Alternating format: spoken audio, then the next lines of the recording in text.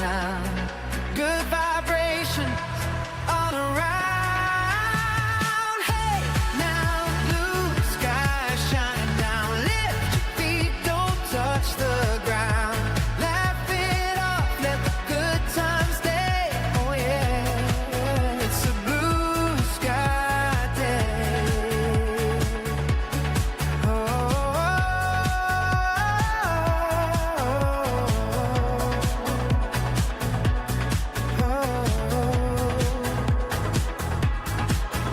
No heavyweight, no looking back. Just open roads and a steady track.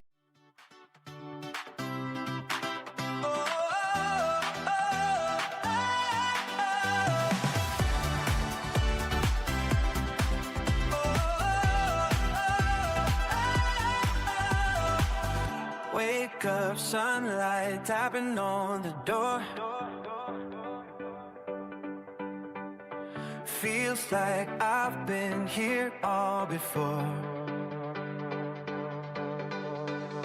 Radio humming, the world feels right. Every little thing's in tune tonight. Shadows fade, the truth comes through.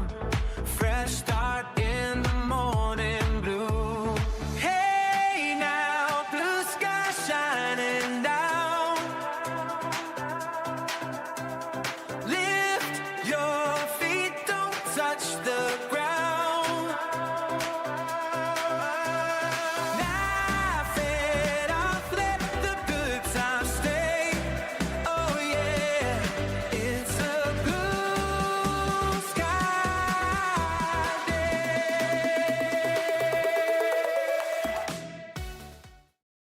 Woo! Good morning. It's Conservative Cat, and I so do appreciate you being here this morning. Smash that like button, subscribe to the channel.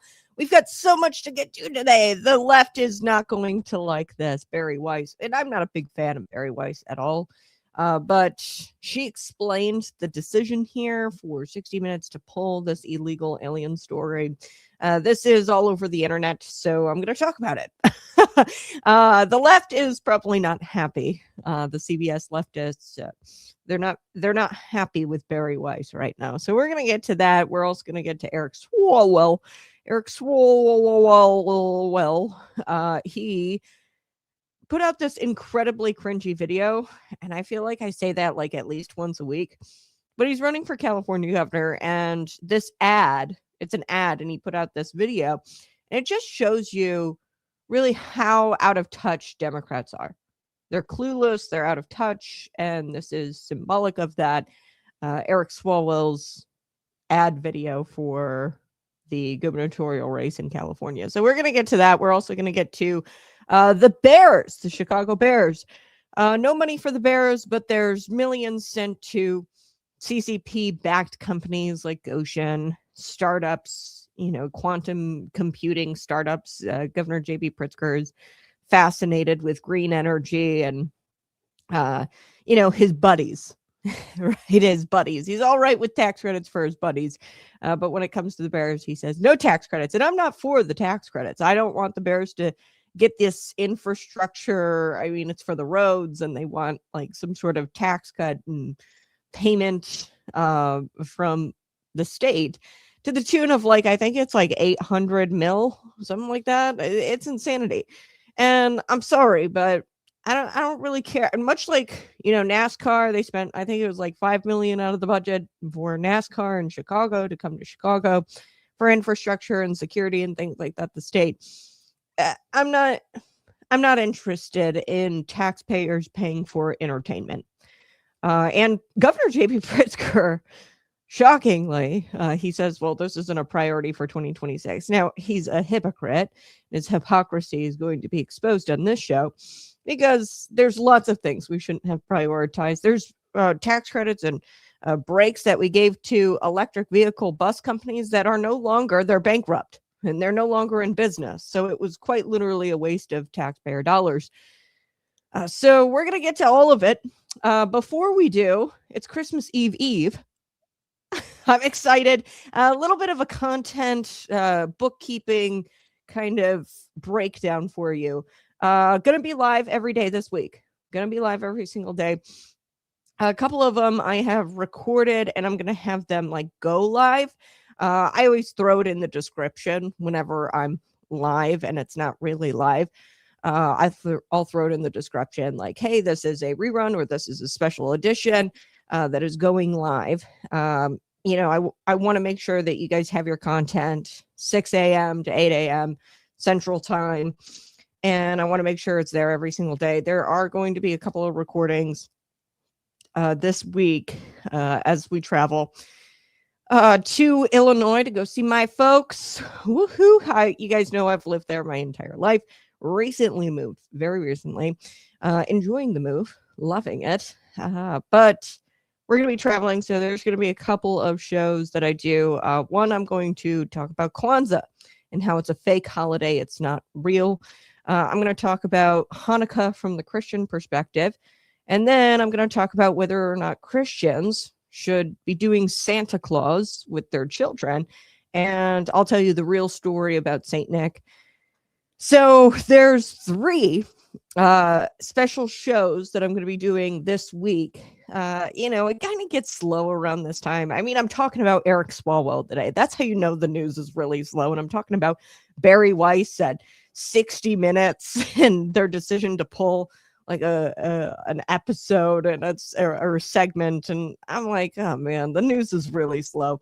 But we're going to have some fun podcast, special editions of the Conservative Cat Show that you won't want to miss. You'll want to archive and tell your kids about.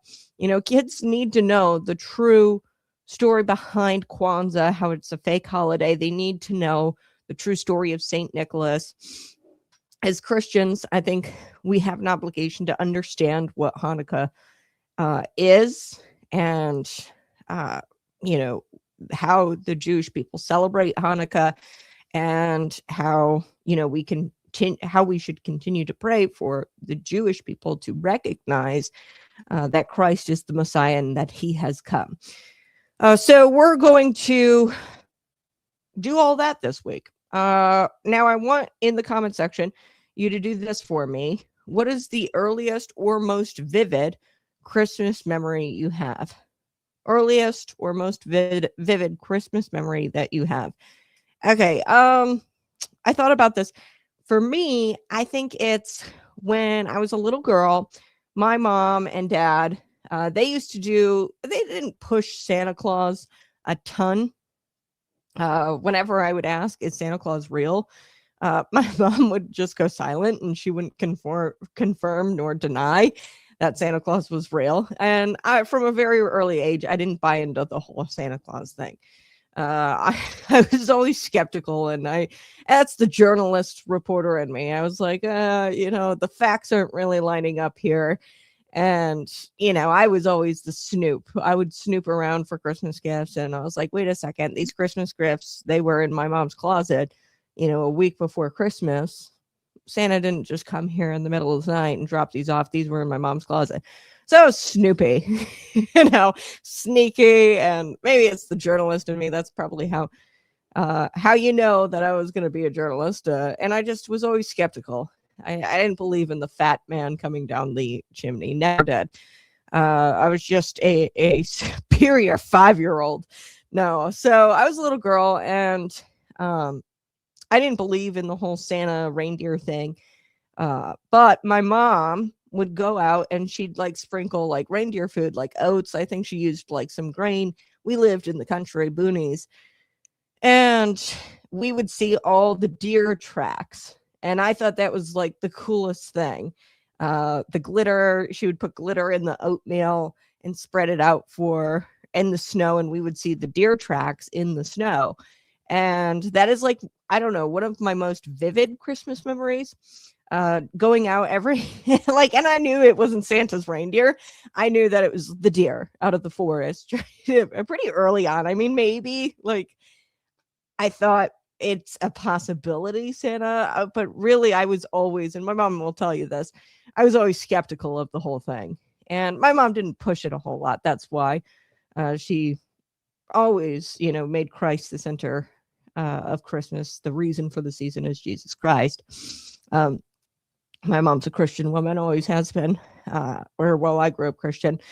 But yeah, the deer tracks were really cool. I was all about that, and I was big on animals. So that's my most vivid Christmas memory, looking at the deer tracks in the morning, in the snow, and my parents trying to, say, oh, it's Santa's reindeer tracks. No, they're deer tracks, but they're still cool.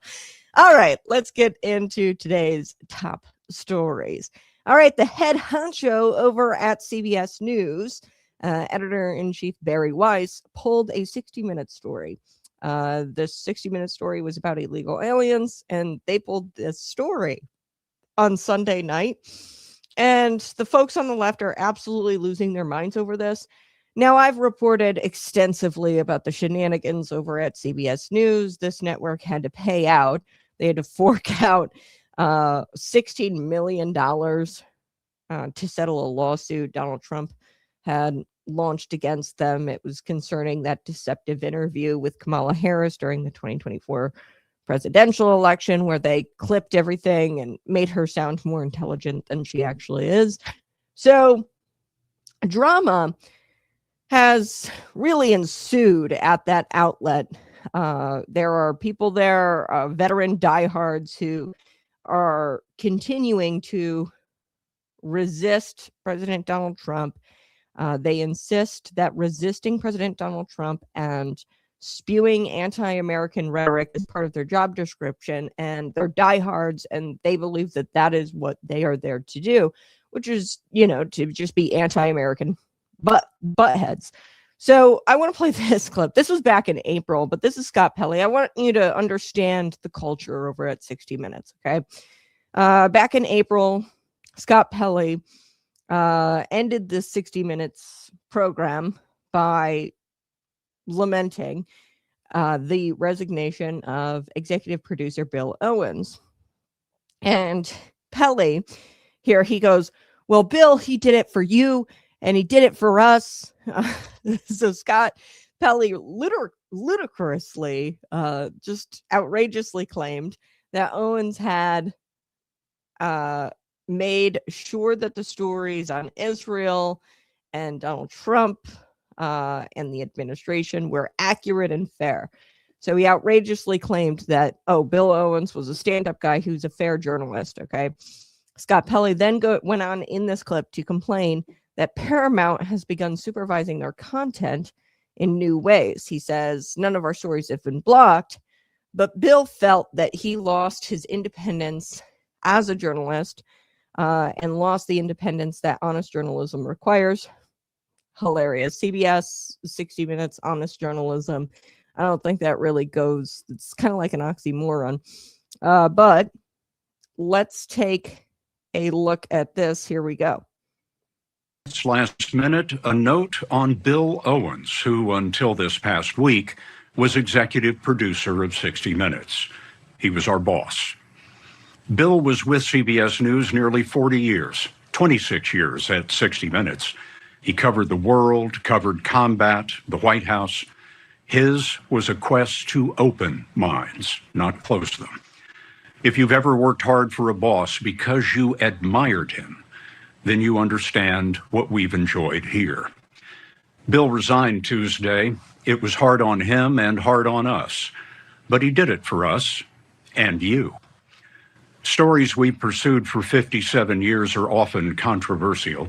Lately, the Israel-Gaza war and the Trump administration. Bill made sure they were accurate and fair. He was tough that way. But our parent company, Paramount, is trying to complete a merger. The Trump administration must approve it. Paramount began to supervise our content in new ways. None of our stories has been blocked, but Bill felt he lost the independence that honest journalism requires. No one here is happy about it, but in resigning, Bill proved one thing. He was the right person to lead 60 Minutes all along. Oh, boring. All right. So just to give you a feel of what it's like over there, okay, very dramatic, Scott Pelley saying, honest journalism. He resigned for you and I. Like his Bill Owens guy, Jesus, what's going on here? So we all have seen the interviews. We know that 60 Minutes is a propaganda arm of the DNC, and I am a firm believer in the First Amendment. Okay, freedom of press, freedom of speech, the right of journalists to say what they want. I am a First Amendment absolutist. However, I'm a believer in capitalism as well. And if the corporate parent of 60 Minutes, CBS, feels like there are constant scandals and dishonest reporting, just recently with the manipulation of Kamala Harris in that interview, and they think that there's a dishonest reporting emanating from their news outlet, and that's not good for their bottom line, that's their right to change it. Okay, so sorry, Bill, we're going to change a few things. We're going to start looking at a few things. And I'm a believer in capitalism. So CBS has the right to do that. Scott Pelley, if you don't like it, if these leftists at CBS don't like these changes that are happening, they can go and start a Substack, which many writers, conservative writers, not even conservative writers, just people who are calling out COVID-19 and the pushed mask mandates and vaccinations. There were a lot of writers during that time period where they went to Substack and they were wrongfully censored by Facebook, big tech, and the censorship machine. Now, that's not what's happening here. They're not being censored. This is called consequences. You lied, you distort, you outright are a DNC cheerleader. Okay. And the program has pushed DNC propaganda, not just in recent years, but for a long, long time. And this is consequences. Your parent company is saying, hey, this isn't going over well, and we're going to make a big change. So to give credit to David Ellison, David Ellison is the chairman and CEO of Paramount, and he brought in Bari Weiss. Now, I don't like Bari Weiss, but they brought in Bari Weiss, who is to oversee the helplessly biased CBS team and kind of make a change here. Okay, so I think it's her fingerprint on this latest drama. Now, that was some drama back in April of this year with CBS. You had executive producers resigning because they didn't like that Paramount was saying, hey, you've got to do some honest journalism here. We're going to be checking over your work. They didn't like that. So that triggered the resignation of the executive producer, Bill Owens. But today we've got some drama engulfing the network. Like I said on Sunday, the show 60 Minutes abruptly yanked a planned segment on illegal aliens. So they were going to do a whole segment on illegal aliens, but it turns out that the information was inadequate. So CBS pulled 60 Minutes segment on Venezuelan migrants who were sent to this El Salvador prison. This is a maximum security prison. This is CECOT. Not sure exactly what that stands for. It's I don't know what they speak over there, Spanish, but it's a terrorism confinement center. Okay, and this is a maximum security prison in El Salvador, and we've got Venezuelan illegals being shipped there. Okay, just hours before this segment was supposed to air on CBS, they yanked it. It was scheduled for Sunday's broadcast time. The broadcast lineup for tonight's edition of 60 Minutes has been updated. This is what the program had posted in an editor's note on social media just 3 hours before it was set to air. Our report inside CECOT, inside the maximum security prison over in El Salvador, will air in a future broadcast. So this is what the Post said on social media. So the segment had been under fire before this announcement of updates. It was under fire long before the segment was going to air. But Bari Weiss said in a statement that more context was needed. Okay, which is code for the story was hopelessly biased and leftist. And what we're trying to do now is become more trustworthy under my leadership. Okay, so I'm translating the statement here for Bari Weiss. Hey, it was hopelessly biased. We got to change it. We got to make it more trustworthy.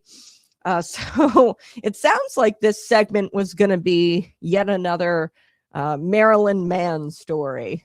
You know, the El Salvador guy, Kilmar Abrego Garcia. He was just a Maryland dad.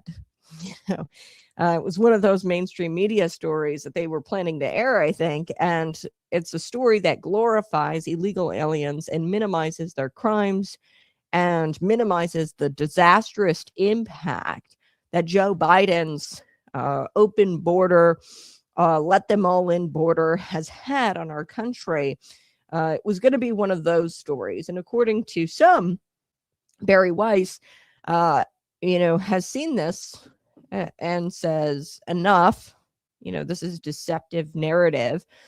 And we've seen enough of this deceptive narrative. So the segment was set to feature the correspondent Sharon Alfonsi. Okay, so this was a CBS correspondent who's going to talk to and was talking to deportees, okay, about the brutal and torturous conditions at prison. Yeah, it's almost like it's prison. Like, I've never understood that. Like, American prisons are insane. I've toured prisons. Actually, in fact, there in Central Illinois, McLean County Sheriff Chung, she was a then board member. She is a now state legislator. She made some accusations that the jail was not being run properly. So what did I go do? I went and I toured the facility with the sheriff. And I'm telling you, some of these prisons, now I'm not saying all of them, but at least the one in McLean County, the one that I toured, it was brand new, state of the art. Like, I looked into some of these classrooms that these inmates would be going and utilizing. I looked into some of these classrooms, flat screen TVs. I mean, these classrooms looked better than the ones at the Illinois State University, the ones that I attended in the School of Communication. I'm just like being honest with you. So the brutal and torturous conditions. Yeah, I mean, it is like in El Salvador. I'm sure it is brutal. I'm sure it is torturous, but it's also prison. And the people there, this isn't just any prison. This is a maximum security prison. This is a terrorism confinement center. So we're talking the worst of the worst are here in this facility. So yeah, disastrous or torturous, brutal. Yeah, like it's prison. I don't understand why leftists think that, prison should be like just a place for you to kind of like play rec club or racquetball or tennis or whatever the hell. Like, why do they think that it should be some form of punishment? Correct. So they explained the sudden change in their schedule. A source at CBS told Deadline that they had determined that the prison segment needed additional reporting. Okay, so this is the reason for the change. It needed additional reporting. Now, the CBS libs are shocked. They're, my goodness, you told us that we need to do more reporting. And then it was, needed additional reporting. How dare you?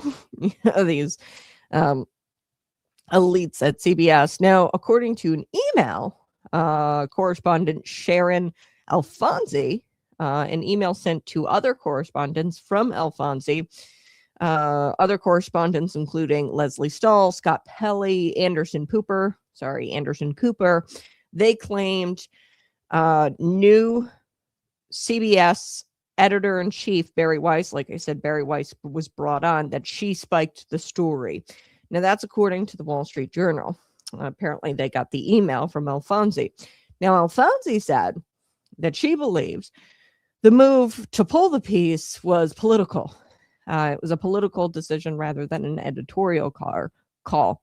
She says, our story was screened 5 times and was cleared by both CBS attorneys and standards and practices. It was factually correct, she wrote in the email, or the Sharon Alfonsi, wrote in the email. In my view, pulling it now after a rigorous internal check has been met, it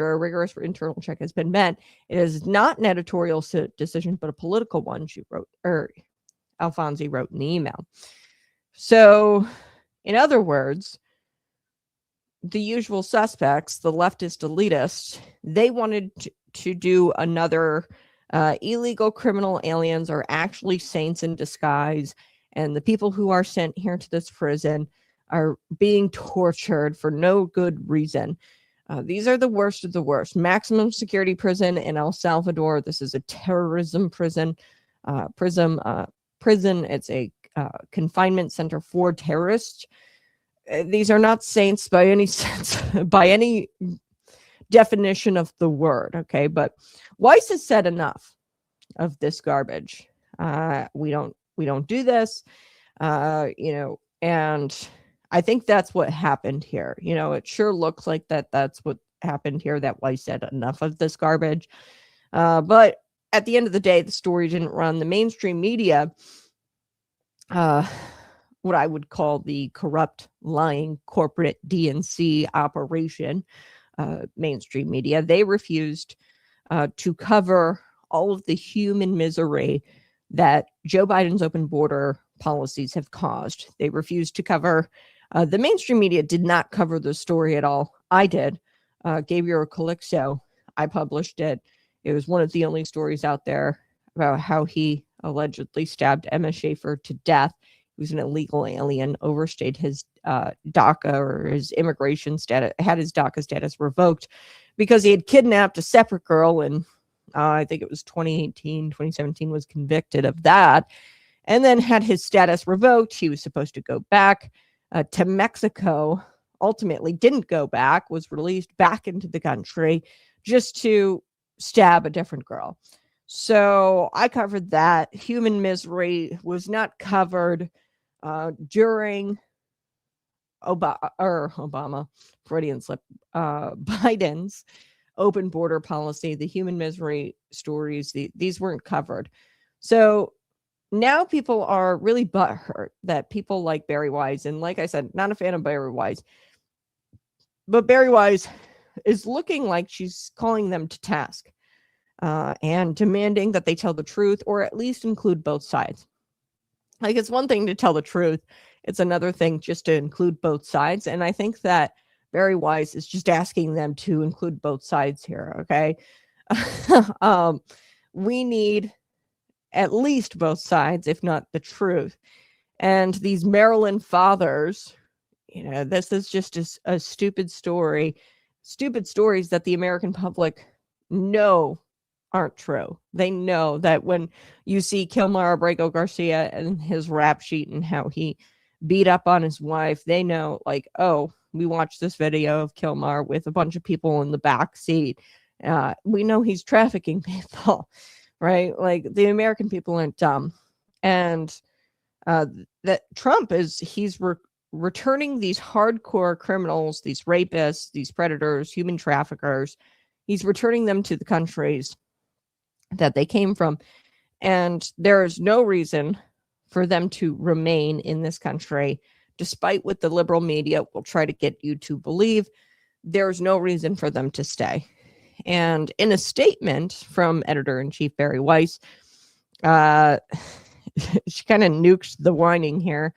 And she said that the piece wasn't ready. Okay, the segment. She said, my job is to make sure that all stories we publish are the best they can be. Holding stories that aren't ready for whatever reason, that they lack sufficient context, say, or they are missing critical voices happens every day in every newsroom. That's true. You know, and I'm guilty of it too as a reporter. Sometimes I don't get both sides, and you know, you have an editor. I used to be a reporter. You have an editor. I used to be an editor. And you got to look your reporter in the face and you got to say, hey, I want you to get this person's voice. And the reporter is like, oh, God, okay. A lot of times it's hard to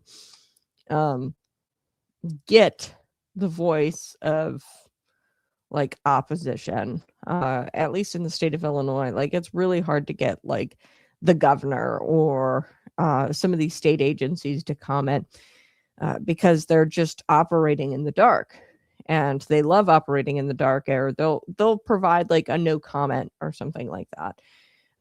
And she goes on in this statement, Bari Weiss, she says, I look forward to airing this important piece when it's ready. So she also provided more information in a call with staff, apparently. So Bari Weiss addressed the backlash in a network-wide editorial call, and she said that she held the segment because they simply needed to do more. Okay, and this is according to the Wall Street Journal. They obtained a recording from the call.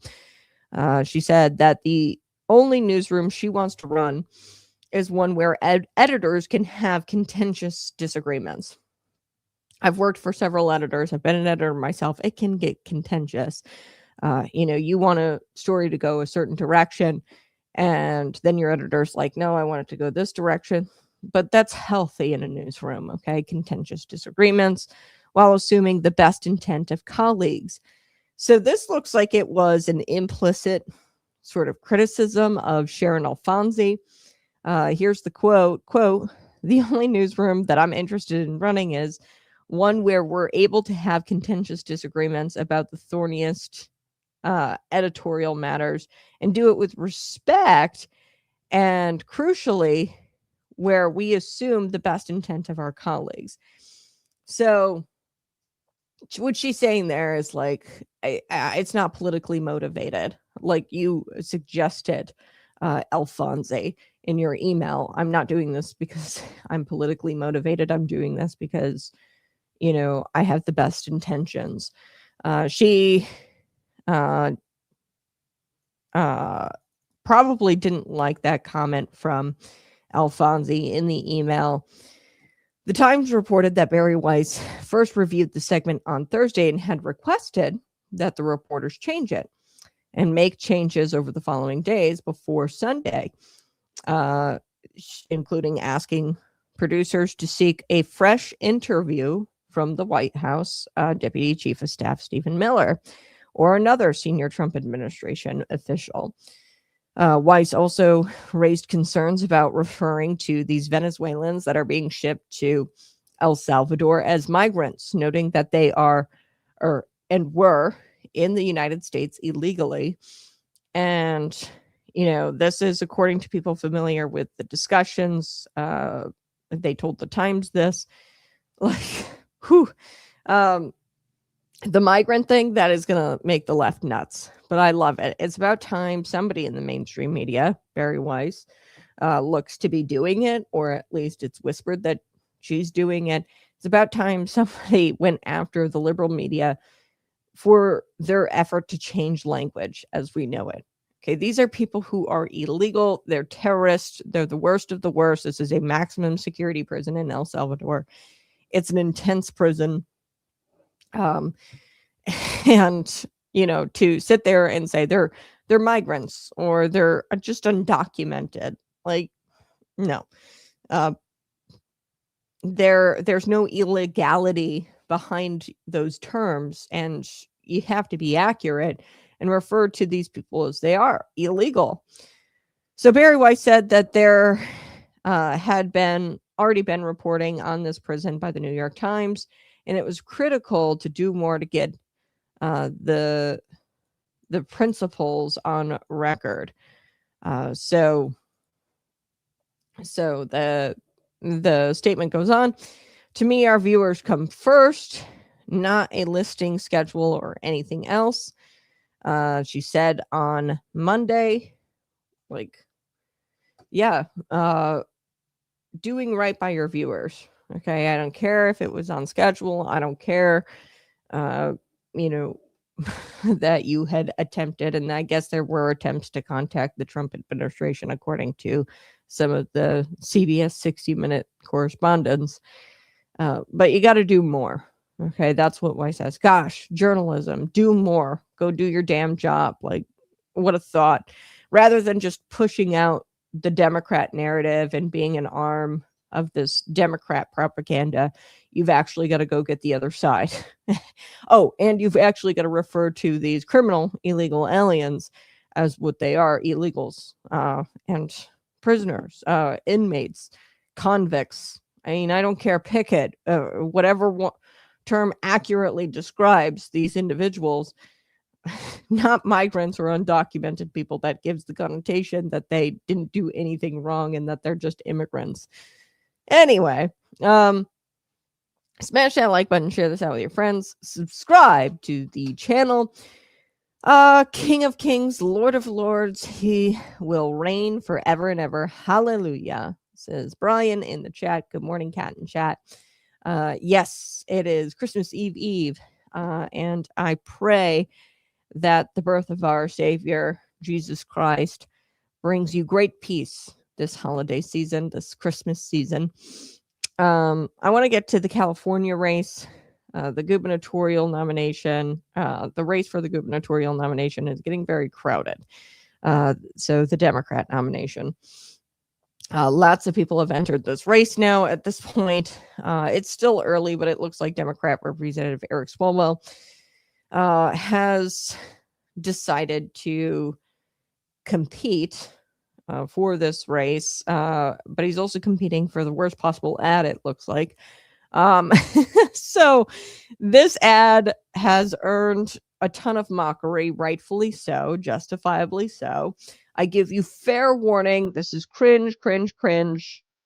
Take a look at Representative Eric Swalwell and his ad for governor.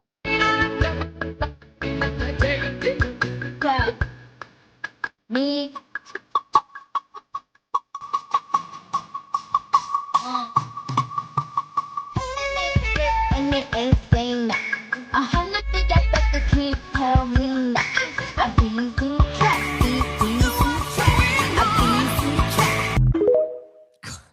So cringy. Icky. And then he made it worse. Here's another one. What I'm doing, that's how I'm, I got it. Here we go. Oh, God. There you go. Go, Eric Swalwell. I hate it. I hate it here. I don't want to be here. So, like that football, like, here's how he threw it. Okay, I can't throw a football very well. I can do it better than that. So I hear what he's doing. He's trying to appeal to younger voters by having a 13-year-old who can't vote. This is a 13-year-old political influencer, Noah DeBrasio. And he thinks that this makes him look cool or whatever. It really just makes him look weird, out of place. Not to mention, nobody knows who that kid is. I had to look this kid up. I was like, who was in the ad with Eric Swalwell? Noah DeBrasio. I don't even know who that is. I guess he's a 13-year-old political influencer. And it's like, I don't know who's watching a 13-year-old political influencer. You know what I mean? Like other 13-year-olds, kids from his class. But the kid can't vote, right? And I know you're trying to appeal to younger voters, but I promise you 20-year-olds are not watching 13-year-old political influencers. Like, that's who you're trying to appeal to. People who can actually vote, 18, 19. Somebody 18 is not going to watch a 13-year-old. I don't know who watches 13-year-old political influencers, idiots. Why? Because they're 13. Okay. But of course they don't understand the political complexities, and they're 13 years old. Not to say that they can't talk about it and be a part of the conversation. I'm not saying that, but like most people don't listen to 13-year-olds for their political news. Okay. I'm sorry. They're minors. It's weird to watch a child on YouTube like that as a grown adult, a grown man. I'm sorry. Maybe that's just me. I wouldn't watch a 13-year-old talk about politics. Anyway, so most people don't know who that kid is. There's also something missing from both of those ads. Both of these ads, they don't talk about why he is asking for your vote. They just say, elect me. I'm being trendy. I'm with this, popular political influencer. Not to dismiss the 13-year-old kid. He's a popular political influencer. I'm not saying that. I just don't. If you're watching a 13-year-old for a 13-year-old leftist for your politics, you've got problems. So he doesn't say how he would make California better in this ad. He just says, look at me. I'm being trendy. I'm being cool. I threw a football. Vote for me. And that's the problem with Democrats. Like, they think that they're entitled to your vote. You have to give me something if you want my vote. Okay. And California is sinking faster than the Titanic. And the Democrats come up with this guy as a solution.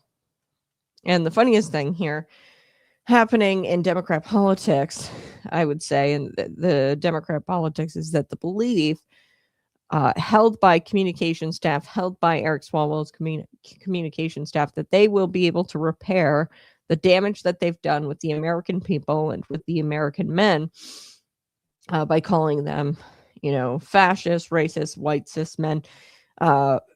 They think that they can repair the damage by having Eric Swalwell go out there and throw a football. We'll win back the men by having Eric Swalwell throw a football.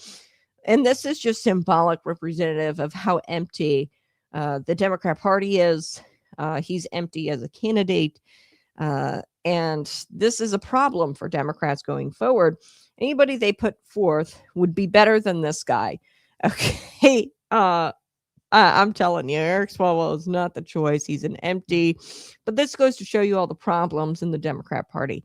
The state has already suffered under Gavin Newsom, who's left the state a complete mess. And he's so arrogant that he thinks that earned him keeping his state in a complete state of chaos and mess. He thinks that he's earned the promotion of president in 2028. And that takes some cojones. Okay, to think that you are qualified to be the president of the United States, Gavin Newsom. It takes some cojones for Swalwell to throw his name in the running, because he's shown that he can't do his job that he currently has. And I'll tell you how I know this. The Sacramento Bee and the New York Post, they published reports just this week noting that Swalwell has crazy absences. More than any active member of the House. According to data from GovTrack, most legislators miss about 3% of roll call votes. But Swalwell is sitting at 7.7% since joining Congress. Swalwell has missed 95 votes out of the 342 roll calls in 2025. So he missed more than the late Democrat Representative Raul Gravala. I think I'm saying that right. He was from Arizona, and he struggled with health, and he just died 9 months ago. Okay. And he missed a lot. Okay. Missed a lot of votes. Eric Swalwell is missing more than a guy who died 9 months ago. So according to the Bee, he hasn't cast a vote since he declared his run for governor last month. So he hasn't even cast a vote since in an entire month. And I don't know if that's strategic, if he's trying to stay away from casting votes because, it doesn't benefit him politically to cast a controversial vote. I don't know.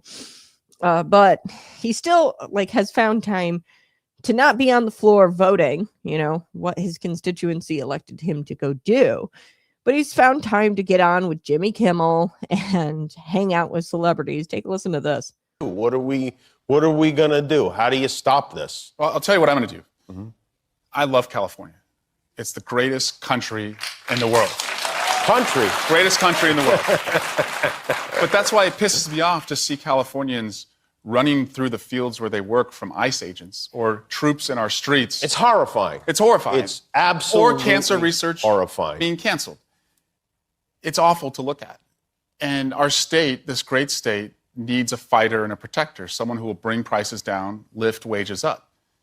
And we can say that we're the fourth largest economy in the world, and we are, and I love to brag about that. But what does that mean if you can't afford to live here?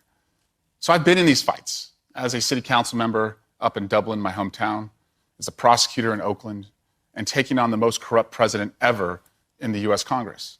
But I'm ready to bring this fight home. So I came here tonight, Jimmy, to tell you and your audience that I'm running to be the next governor of California. Aw, how precious. All right. He's got half the looks objectively, half the looks of incumbent Governor Gavin Newsom. He's got zero charm. Eric Swalwell does not have charm. And he thinks that he can rise above the fray on what exactly? What makes you stand out from this very getting crowded race for the gubernatorial race in California? What makes you stand out, dude? Saying that you're going to protect Californians from fascist President Donald Trump. Okay, that's not original. It's boring. It's tired. It's not noteworthy. Okay, and every candidate in this race has actually promised, outside of Eric Swalwell, I haven't seen anything from him where he's promising to bring costs down. Okay, every other candidate says costs down, and that's noteworthy. But you're just sitting there saying, bad Donald Trump. I'll protect you from fascist President Donald Trump. California is the fourth largest country, by the way. Country. I don't know if that was a Freudian slip. Eric Swalwell, Gavin Newsom, Governor J.B. Pritzker, their whole ilk, they honestly don't want to be a part of the United States. They are in open rebellion, and they should be cuffed and drugged to jail for what they're doing as far as sanctuary policies. Yesterday we covered in Illinois how they won't comply with federal law, the National Voter Act, the Help America Vote Act. They won't comply with federal law. And to me, if the states aren't complying with federal law, they're in open rebellion. They don't want to be the United States of America. They want their own little country. That's why I refer to Illinois not as Illinois, but as Pritzkerstan. So maybe it was like a slip of the tongue where he was like, yeah, California is the greatest country, meaning that Eric Swalwell doesn't want California to be a part of the United States of America. He wants to run it as a Democrat progressive utopia. And I mean, I don't know if it was a slip of the tongue, but it was a terrible error to make on national television. This was your campaign launch on Jimmy Kimmel. Terrible mistake. well, he needs to tread carefully, though, because also in this race is somebody who might throw boiling hot potatoes on him and aim them, these boiling hot potatoes, at his head. And I think you all know who I'm talking about. No, I'm kind of a no BS lady. I'm not always the most patient, but you know what I would say to you all? You've been patient. You have waited for people to see you, to recognize you, and to pay you what you deserve. You don't need somebody who's going to be patient. You need somebody who's going to deliver for you. In California, we need to be making investments in care because that is how we become the state of choice. That's how we become a state that grows. All right, that's Katie Porter. She's in this race as well. Swalwell and the rest of them, frankly, are going to be outspent, though. I think that this guy ultimately gets the nomination if we're just looking at campaign financing. He's a billionaire. Gubernatorial candidate Tom Steyer. So Steyer has picked up this progressive habit. You'll see it in this video. Progressive Democrats, they love to cuss and use swear words. Katie Porter being one of those. Get the F out of my shot. You guys remember that clip. So here you have Tom Steyer. He's using swear words to show that he's really one of us. You know, Democrats do this all of the time where they're like, I'm gonna cuss because I'm an American. I'm just like you.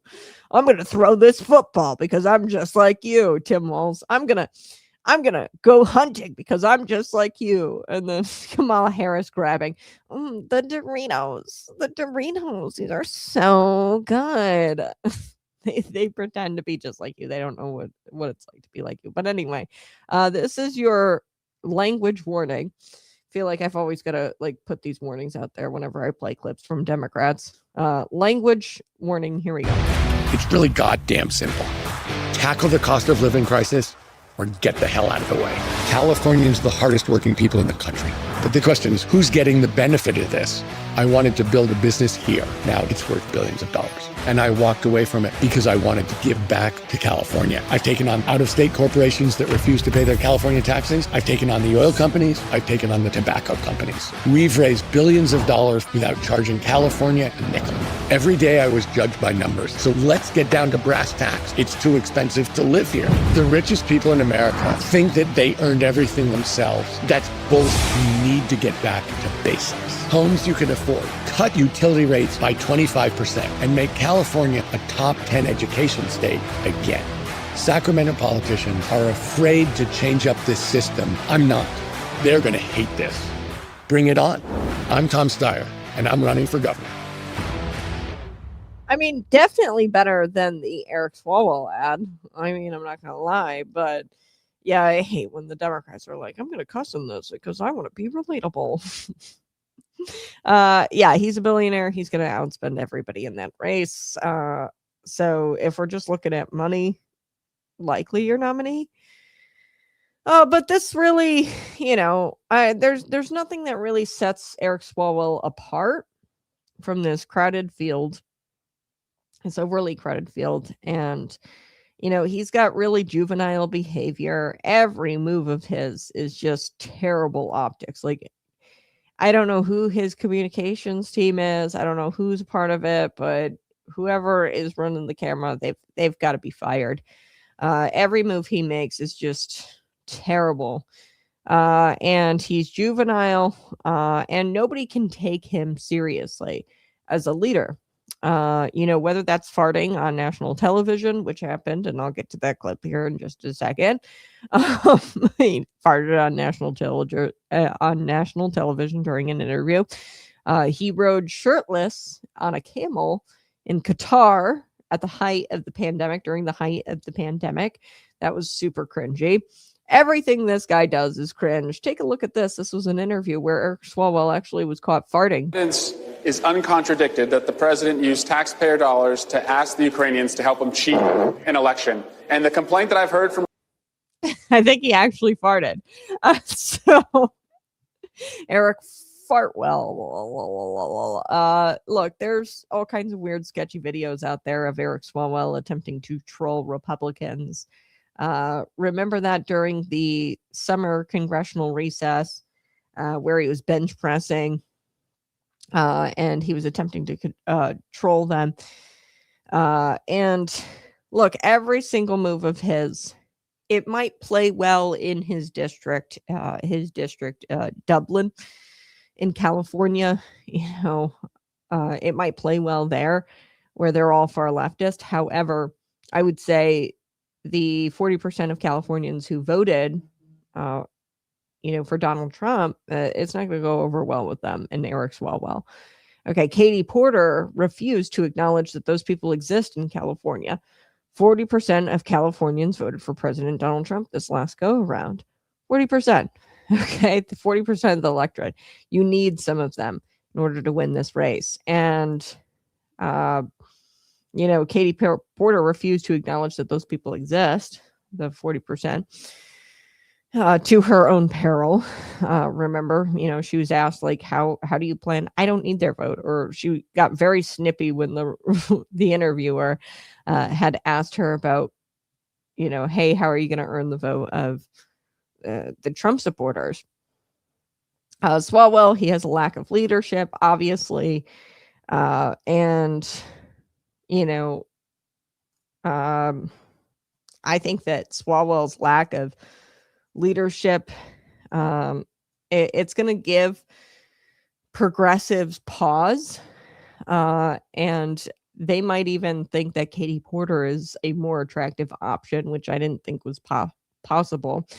So the two very progressive options would be Katie Porter and Eric Swalwell. And I think that Eric Swalwell is so cringy that progressives are going to sit there and be like, maybe Katie Porter is better. And this is a woman who has been accused of throwing boiling hot potatoes on her now ex-husband. So yeah, she's been accused of that. I don't know the merits to that allegation, but woman is definitely short-tempered, as you can see in pretty much all of her interviews. So why would anybody vote for him, Eric Swalwell? Really, there's nothing separating him from all of the other candidates. He doesn't even take his obligation to the Californians in his district seriously, being that he misses all of his votes, and he hasn't even taken a vote in the last month, since he's announced his run for governor. Now, I will say, I think that this Tom Steyer is going to outspend all of the other candidates, but Eric Swalwell is leading in the polls. Now, it's really early, so take that into consideration, but all the polls say that he's leading these Democrat candidates, and that says something about the Democrat Party and what they value. Clearly, they don't value character in their nominee, because Eric Swalwell's got none. He's got no character. All right, ladies and gentlemen, smash that like button, share this out with your friends. I'm going to be right back. Subscribe to this channel. I got to take a quick break, but we'll be back, and we're going to talk about the Bears leaving Illinois and possibly going to Indiana. I'll be right back. You ever tried to explain your faith to someone who doesn't get it? Like you're speaking a different language? Peter knew that tension. He told believers to live such good lives among the pagans that even if they accused them of doing wrong, they'd see their lives and end up glorifying God. Translation: let your life preach louder than your lips. It's not weakness. That's warfare. You don't always need a microphone. You need integrity. You need consistency. You need to grind with grit and grace when no one's cheering. People are watching how you handle stress, how you treat your wife, how you react when life sucker punches you. They're watching to see if your God is real, because your walk is the evidence. You don't get to control what they say, but you can live in a way that shuts lies down over time. Let your honesty wreck stereotypes. Let your discipline echo louder than their gossip. Let your kindness feel like a gut punch to a world used to selfish men.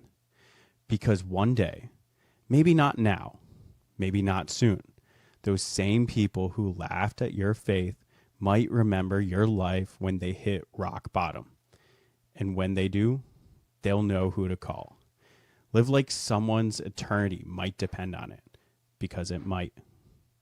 You want a pre-workout that speaks for itself? Patriot Pump doesn't need hype, just results. Clean energy, no crash, built for men who lead by example, on the platform or in the shadows. Fuels what matters. Train for legacy. Hey, smash that like button, subscribe to the channel. I so do appreciate you being here. If you guys want to support the program, you can always visit patriotpumpenergy.com. Get your bottle of premium pre-workout, patriotpumpenergy.com.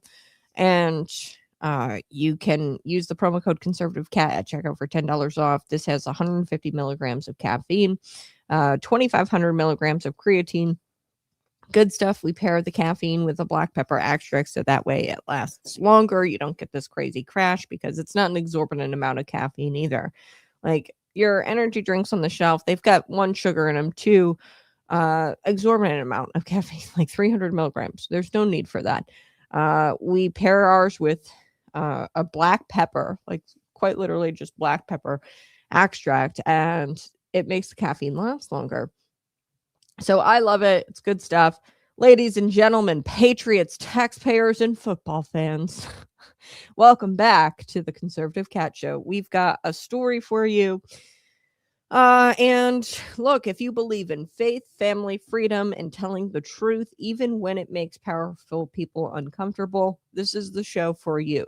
This is where we believe in faith, family, and freedom and telling the truth, even though it makes powerful people very uncomfortable. So today's story that I'm bringing you, it deals with helmets, shoulder pads, and a familiar Illinois plot twist, familiar Illinois hypocrisy. Someone wants hundreds of millions of dollars. If somebody wants that, Springfield, doesn't hesitate. Okay, usually they provide tax credits to their buddies, but right now they're hesitating with the Bears Stadium and with the Chicago Bears. Okay, and now the Chicago Bears are threatening to leave. So the Chicago Bears are floating the idea of going to Northwest Indiana after state leaders reportedly told them that the special property tax breaks and a new stadium deal are not a priority in 2026. Okay, so folks, we're going to get into this because there's a lot of layers here, and a lot of people are, doing this surface level thing where they're like, well, the Chicago Bears are leaving because the state of Illinois sucks. Correct. But the state of Illinois is actually doing the right thing here, and I am so hesitant to say that. But they don't do the right thing a majority of the time. They provide tax credits to their friends or to foreign interests, and this is an American football team. If I was a proponent of corporate welfare, private welfare, then, playing Shark Tank essentially with our tax dollars, then I would be all in it for the Chicago Bears. And people really want the Chicago Bears to stay. I do too, but I'm not willing to fork over taxpayer dollars for a football team. Much like I'm not for forking over taxpayer dollars for NASCAR in Chicago. But they did that in our budget, $5 million, which they should have just saved that money and kept that money to keep the Bears. Anyway, so let's start with the facts, okay? The Bears in the village of Arlington Heights commissioned consultant reports asking for $855 million in public funding tied to a new stadium and a massive surrounding development, okay? So they're asking for public funding from the state. Okay, Arlington Heights, the village of Arlington Heights, the Bears, they drew up all kinds of reports, and they're asking for $855 million from you and I, taxpayers. Okay, for this massive development surrounding the stadium. Okay, now I've got to be very careful about the wording here because the Bears, they say we're not asking for taxpayer money to build the stadium. Okay, they say that they're asking for public money for the roads surrounding there, money for the utilities, money for the site preparation, and they want this special tax deal. The special tax deal is called PILOT. So that stands for payment in lieu of taxes. Okay. That pilot would allow the Bears to pay lower property taxes. Okay, so it's essentially where the state pays them, and then that allows them to pay lower property taxes than everybody else. Okay, with a fixed payment, they pay the property taxes with a fixed payment from the government. So it'd be like you receiving a check in the mail from the state of Illinois to put towards your property taxes. Translation. Okay, you pay full price for your property taxes. You're not going to get a check in the mail from the state of Illinois paying for your property taxes. The Bears, though, they want a check in the mail to not pay the full price of the property taxes. Okay. And scripture is very clear about this. Unequal weights and measures are an abomination. Okay, that's scripture. Scripture talks about this. And I don't know about you, but that doesn't sound a whole fair. Now, if everybody was getting a check, Illinoisans included, every single Illinoisans to pay towards their property taxes, then maybe I'd be open to hearing the Bears out. In enter economist J.C. Bradbury, who studies stadium deals across the country, and he's quoted in the Center Square. He says that these threats are textbook. And he says that the White Sox have done it, the Commanders have done it, the Chiefs have done it, and that these threats don't really ever go anywhere. Okay. And he says there's a key point here to look at these, if they're real threats or if they're not, leaving Illinois, not going through with this deal. They're not specific. Okay. So if the team was serious about moving, they'd say where they're going exactly. Okay. They wouldn't hint, they wouldn't whisper, they wouldn't keep it vague. And that's what I'm seeing right now from the Bears, is that they're just kind of keeping it vague. So I think it's a bluff. Bradbury says that a threat, when a threat lacks specifics, it's, not leverage, it's theater. So that this is just to try to, get the state to do what they want, the $855 million in public funds, not for the stadium, but for the roads surrounding it. Okay, so right now, Northwest Indiana, I don't think of that as a real plan. It is a pressure tactic.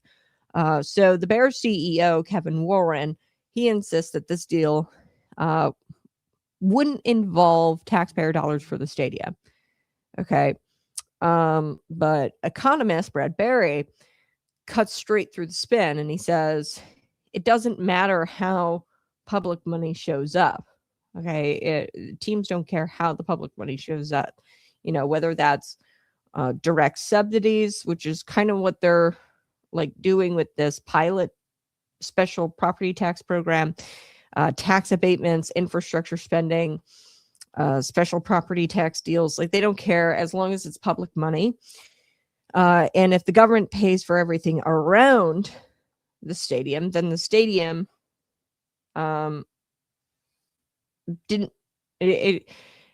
the stadium is private. Okay. So they want to keep the stadium private, and they don't want the government to publicly fund it, but the money that they save on the development around it, I mean, it's public money. Okay. If the government pays for everything around the stadium isn't magically private, in my opinion. Like, it doesn't stay private. Okay. Because you need the development around the stadium in order for the stadium to exist. Okay. So that's taxpayer funded stadium still. So this is not capitalism, any of it. And, they promise jobs, growth, tourism, economic boom, and we never see after the ribbon cutting. Okay. We never see those numbers actually materialize, where it provides a ton of jobs, where it provides an economic boom and tourism. Okay. We never see that. And economists overwhelmingly agree that stadiums don't pay for themselves. So they're going to get this $855 million, and it won't pay itself off like in economic activity. And, economists all agree that stadiums around the country that pop up with taxpayer funding never pay off the public funding that they use for the development and everything. And they're being trickery. It's a trickery. They're trying to say, oh, it's not for the stadium, right? We're still private company, and the stadium will be private.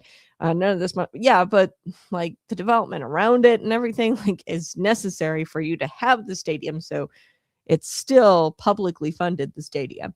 It's just wordplay. And here's the full truth. Okay. They know that Illinois is unfriendly. Illinois is not business friendly. And we shouldn't even be having this conversation. Okay. It should be so business friendly here that the Bears want to be here without tax credits, where it's affordable. Small business owners are drowning in regulation right now in the state of Illinois. Farmers are facing rising property taxes. Manufacturers are leaving the state. Okay. And we're not business friendly. Families are packing up their U-Hauls. They're leaving to red states, Indiana, Iowa, Tennessee. And Illinois has become hostile towards the private sector. Okay. But Illinois is very friendly to the politically favored private sector. So they're anti-private sector when it comes to small business, you and me. They're anti-private sector when it comes to this American football team, but they're very friendly to the politically connected private sector. Because Governor J.B. Pritzker, he claims here that he's concerned about the taxpayer subsidies for the Bears, but he's got no problem handing out massive subsidies to solar companies, to electric vehicle battery plants, to green energy products, to startups, quantum computing startups, to electric vehicle bus companies that go under within a couple of years of receiving that subsidy. Okay, so companies like Goshen, who have direct ties to the Chinese Communist Party.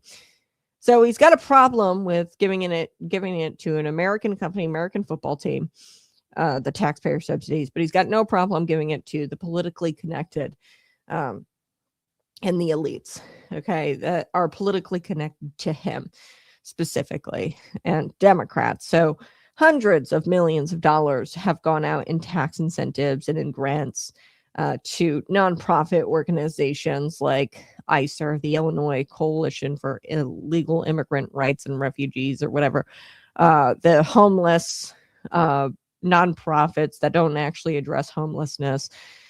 In fact, they're all about functional zero. So they're not eradicating homelessness. They just want to get it functional and manageable, where people have roofs over their heads at night. But they never want to place these people permanently. Why? Because they would be out of jobs.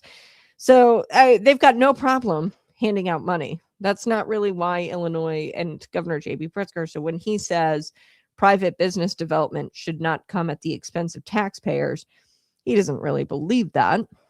Because he throws money at private business, nonprofit sector all freaking day. Okay, so it's $30 billion was the budget before Governor J.B. Pritzker took office. Now it's $55 billion. So the guy likes to spend money. Okay, so this is what I would call hypocrisy. Okay, I'm not for the Bears getting money. I want to be clear. The $855 million, a lot of people do want the Bears to get the money because they want the Bears to stay. But look, I'm not for taxpayers paying for the Bears. I'm not for taxpayers paying for the solar companies, for Goshen, for ICER, for the End Homelessness Coalition, which their job isn't to actually eradicate homelessness. Whatever, insert nonprofit here. See, they're politically connected, all of these. Companies that Governor J.B. Pritzker, he picks winners and losers, and the winners to him are those who are politically connected to him and will, line the Democrat coffers, campaign coffers with donations. So will the Bears do that? Probably not. So the taxpayers are paying for all of it. Everything that Governor J.B. Pritzker wants, the taxpayers are paying for the nonprofits, for the politically connected. They're paying for the foreign linked solar projects. They're paying for the CCP connected electric vehicle plants, battery plants. They're paying for the climate projects that never meet the promises, like, oh, it's going to do so much for the grid, the solar projects and the wind power. There's going to be just so much electricity generated from that stuff. Although in Illinois, the sun is rarely out, and the wind to mills, they have an engine in the back, and they kind of control what kind of power is, there's non-windy days, there's extremely windy days that you have to use the motor in the back to control the windmills. These climate projects never actually fulfill their promises of, oh, it's going to make electric bills cheaper because there's just going to be such a supply generated from the solar plants and from the windmills. Okay, all of this is not free market capitalism. Okay, it's ideological favoritism. And it just kind of depends on what you see as a winner. And I don't think that Governor J.B. Pritzker sees an American football team employing Americans, supporting American fans. I don't think JB really likes all that or is fascinated by that. Okay. Sorry, you're an American football team employing Americans. American fans like you, Illinoisans like you. I'm not really about giving you a special tax treatment. Okay. But the foreign linked companies, oh, you've got Chinese ties, you've got, billionaires behind your company, your startup. Yeah, let me get in on that. I'll give you a special carve out. We'll do massive incentives, regulatory forgiveness, taxpayer funded infrastructure. Why? Because the Bears don't push a radical political agenda, or they're not the people running the Bears team. They're not politically connected. Okay, so it doesn't advance this ESG ideology, having the Bears here in Illinois. It doesn't check the boxes, the climate change boxes. It doesn't fund the activist class, which is the nonprofit organization. So this is money being taken away from the activist class, which would be the nonprofit organizations in the state of Illinois. You take the taxpayer money, pay the nonprofits. The nonprofits are grateful, and then they go out and then they work for Democrat campaigns because they want to continue having a job that doesn't actually produce a product or service or provide anything for anybody. So this is not about protecting taxpayers. Governor J.B. Pritzker will say, oh, private business shouldn't be, funded by taxpayers. JB, stop it with the BS. Like, come on, man. I know that you don't want to protect the taxpayers. That's not what this is about. This is money out of your pocket to give to the politically connected. So Pritzker, he called the Bears move a threat and a slap in the face to fans, and said private business shouldn't come at taxpayer expense. Now, if he were to say this, alone, without all the action that he's had, $30 billion budget to the $55 billion budget, if he were to say this alone without all of his prior actions, I'd say, yeah, dude, you're totally correct. Right. If he hadn't made Illinois so unaffordable, to where I almost sympathize with the Bears team, because it's so unaffordable here. It's almost like they've made it to where you need taxpayer money to thrive. Okay, the Bears are a private business, and they shouldn't be entitled to your paycheck. The Indiana governor, Mike Braun, he wasted no time. He wanted to welcome the Bears. And here's the thing. Indiana can do that. Okay, they can welcome the Bears to a pro-business climate. Now, whether they get the tax incentives, what the Bears are asking for is like an $855 million check, essentially. Now, Indiana probably didn't even have to do that. It's probably cheaper just in general, in that they're business friendly, and like they don't need a payment. Like the Bears probably don't even need a payment in order to pay the property taxes there, because the property taxes are substantially lower than what they are in Illinois.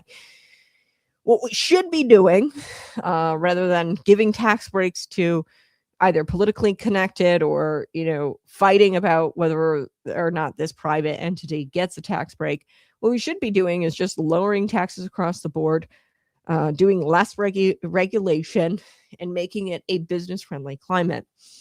We need to be pro-business, not pro-subsidy. Okay. Being pro-business does not mean being pro-subsidy. And I think that the conservatives and Republicans, even in the state of Illinois, blur that. Being pro-business does not mean you give all kinds of tax incentives and stuff like that, or taxpayer-funded grants or anything like that. That's subsidies. No, just cut back the taxes so they wouldn't need those tax breaks or those tax credits. So true capitalism doesn't require the taxpayer coercion or the taxpayer supplementation. Okay, good deals don't require threats. Okay, honest enterprise doesn't demand special treatment. We can have honest enterprise, like, just to make it cheaper for the bears to be here. Why are the property taxes so damn high? Why is there so much regulation? Where they need the 850 mil, okay, to do all this development in Arlington Heights. So the government's role is not to pick winners and losers, or to reward political allies, or to rob families, to, throw at billionaires and impress them and get them to in turn line your campaign coffers, Democrat campaign coffers. Okay, this is not the government's role. Scripture teaches us that rulers are servants, okay, and they're not kings. Okay, so they don't get to decide what to do with your money to serve themselves and enrich themselves. If the bears want to build here, let them build. If they want to move, okay, that's their right. They can move. The shakedown of the taxpayers, like, I don't appreciate that from the bears. And I don't want the bears to have any $155 million check. I wish everybody would have done their jobs in the first place and made Illinois affordable. Okay. Today, Illinois politicians, they are just so corrupt. They're giving money to their friends. And I don't think that the bears are the friends of the Illinois politicians. So whether they stay in Illinois, the bears, or they go to Indiana, remember this. A deal that only works when taxpayers are forced to pay is a bad deal. Okay. We should have deals here in Illinois that don't require exorbitant amounts of taxpayer cash or money or tax breaks. We should have deals for businesses. It should just be a deal to be here. Okay, that's how pro-business we should be in the state of Illinois. We shouldn't even be having this conversation at all. It just should be pro-business. And I think that's why they're going to Indiana. It's just cheaper. So smash that like button, share this out with your friends, subscribe to the channel. We are going to be back. I got to tell you about a bus driver in Pennsylvania. She got fired because she was requiring her students on the bus to speak in English only. And I'll tell you why she was doing it here in just a little bit. I'll be right back.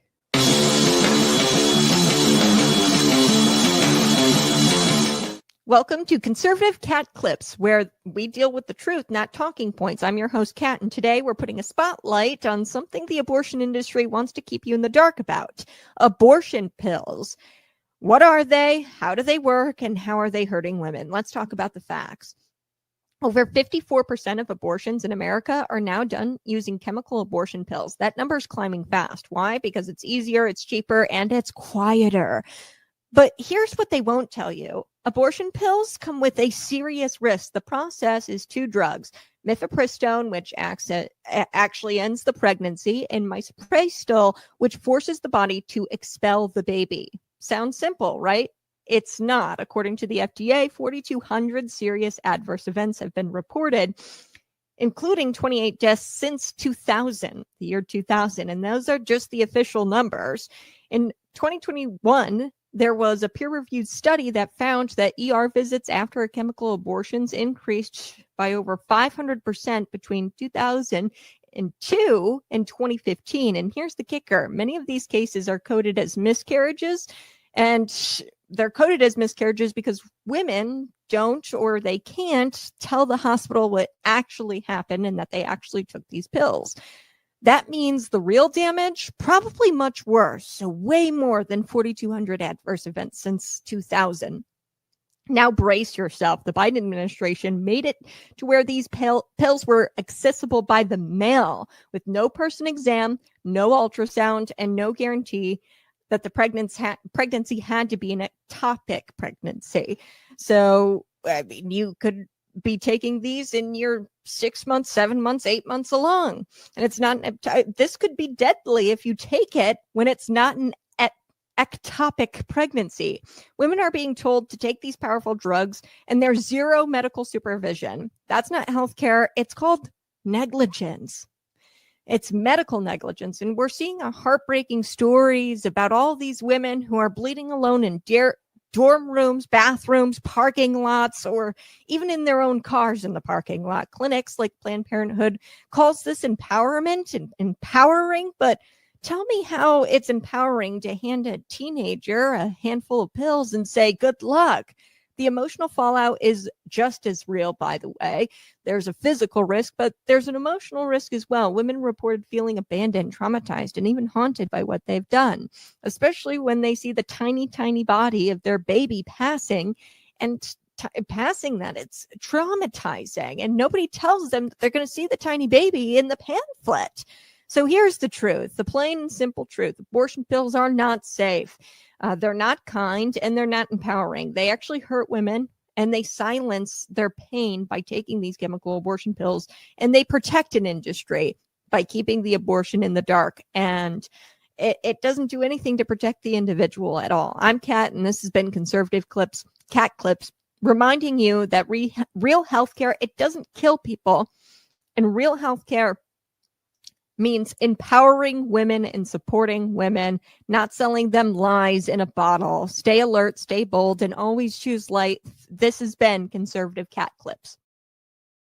Hey, smash that like button, share this out with your friends, subscribe to the channel. Before we took the break, I was telling you a little bit about this woman who got fired. Okay, in case it was unclear, in America, you can be fired for requesting people speak in the nation's official language, English. So this bus driver in Pennsylvania has been fired after asking the students on the bus to speak English. Okay, so she did this after one of the Spanish-speaking students started bullying the other kids. Okay, and I don't know, like, I absolutely can't stand it when I'm out in public and somebody is talking to, one of their friends in their language and I'm standing right there. I can't stand that. And I don't know what you're saying. Are you talking about me? Are you talking with me? Should I be a part of this conversation?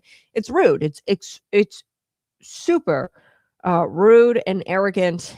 And the bus driver's logic here behind this was that, hey, I'm losing control of my bus. I'm losing control of the kids, and I'm unable to fulfill my duties and protect all the students. It's just going to be easier if I have Spanish-speaking students speak in English so I can hear everything that's going on my bus. And if there's bullying going on, I need to know about it so I can stop the bus, get the situation under control, right? This is what she's attempting to do by mandating that everybody speak English on the bus. Okay, so take a listen to this. Here we go. I do care. I care about a lot. Caring is exactly what Diane Crawford says led her to serve the Juniata County School District and subcontract with Rohrer Bus. I don't know what else to do. I get Medicare and Medicaid now and SNAP.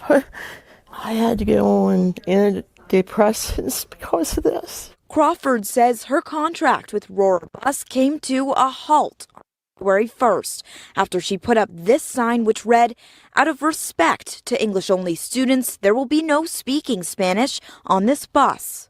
I didn't mean to be racially insensitive or anything like that. Crawford claims she never got to explain that the sign was put up to encourage safe and respectful behaviors and was directed at a bilingual student who allegedly had a history of riling up other students. I didn't know if he was bullying somebody, telling them to do something they shouldn't do. How do you keep control of your bus if you have no control?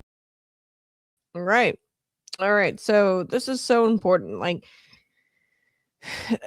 people get on me all the time when I say, hey, this should be a Christian nation, an English speaking only nation.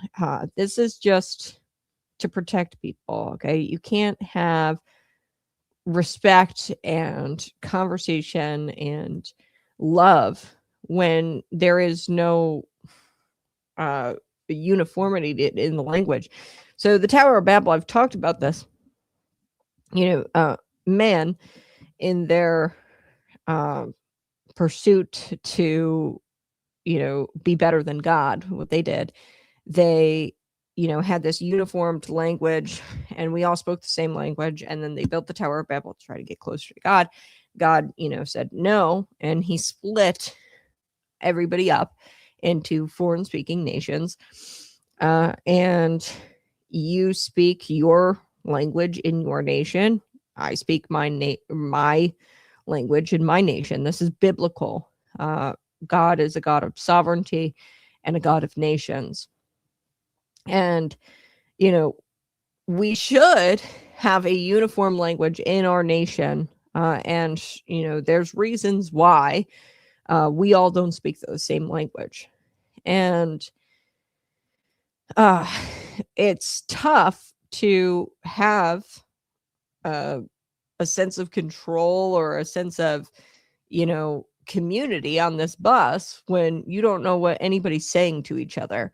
Like, imagine, this kid's yelling at this other English speaking student or bullying this English speaking student, and he's Spanish and he's speaking Spanish.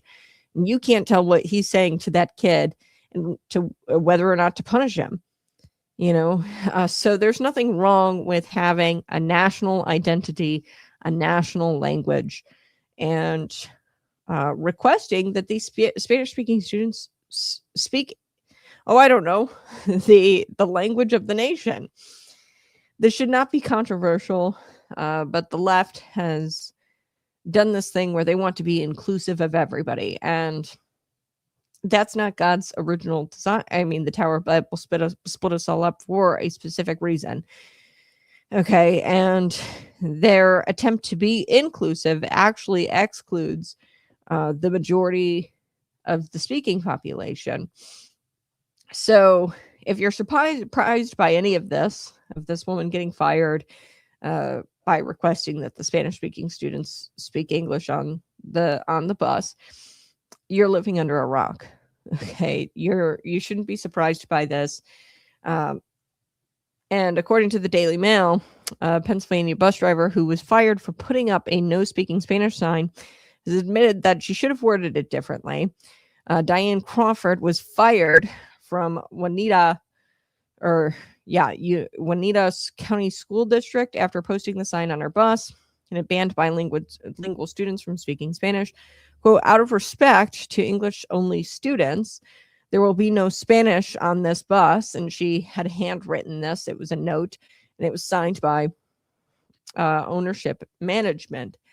So 10 months of silence, she's finally defending her actions, and she's saying, I wasn't being racially insensitive or anything like that.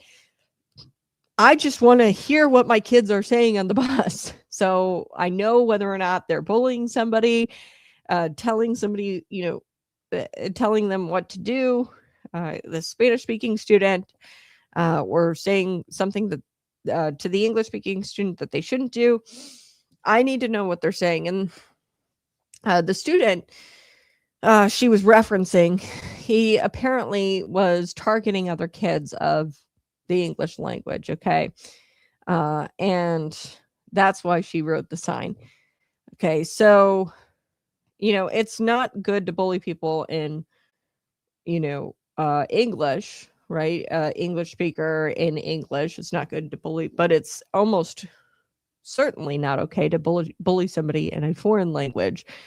where they might not even understand, or they do understand, and there's nobody around to come to their defense because they don't understand what they're saying to that kid.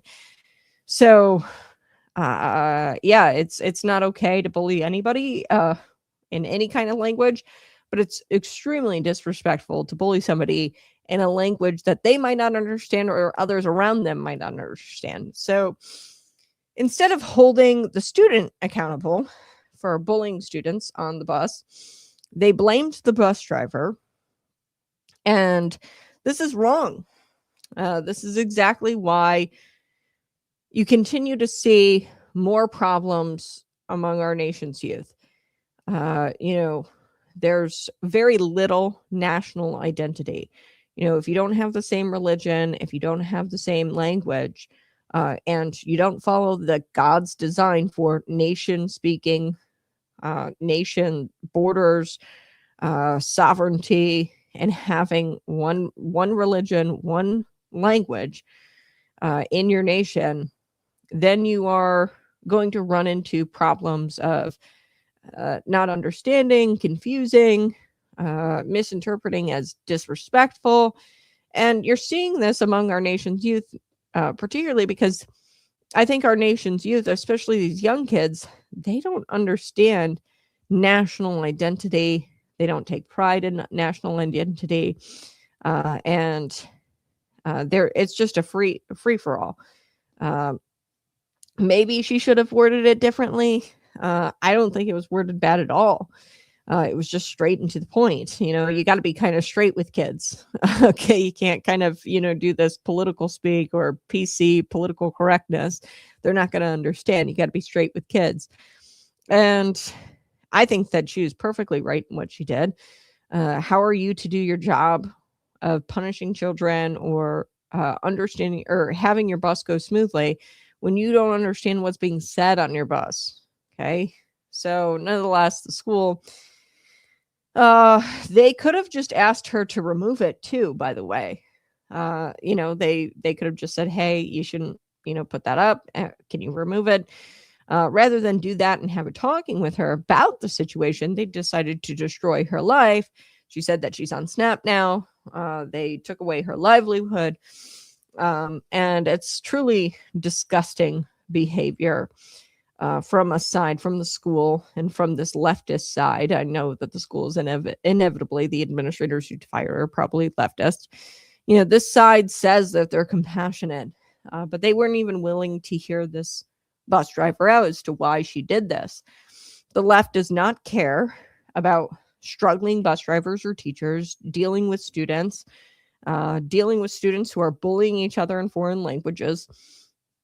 And they're the mediator here. How am I to mediate a situation between two students if I can't tell what they're saying to each other? Okay, so this is the reality of the situation. The left does not care about respect. They don't care about national identity. They don't care about national pride. They don't care about any of that. And we should have if I was the bus driver, I would have just said it just because no, we're in America, we're an English speaking country. Out of respect to me, I'm the authority on this bus. Okay, I'm the bus driver and I am your superior. Okay, your elder kids on this bus, and out of respect for me, because I want to understand everything you guys are saying, I'm going to demand that you speak my language. Okay. So the left couldn't be more wrong here if they tried, and it didn't have to go to the point of them firing her. They could have just had a conversation with her about it. And, I think it's time that we make buses English speaking again. What do you think, America? Throw it in the comments section. I think that we need to make all places English speaking. It's only right. It's only respectful and moral. So smash that like button, subscribe to the channel. You guys have a blessed day. That's going to do it for me. Like I said, all this week, we're going to have content. Should Christian parents be doing Santa Claus in their house? What's the true story about Saint Nick? It's a great story. Then we're going to do Kwanzaa is a fake holiday. So we've got a lot of fun content lined up for you this week. We'll be live every single day this week. So be sure to subscribe, and I'll catch you tomorrow morning. Bye-bye. Love you so much.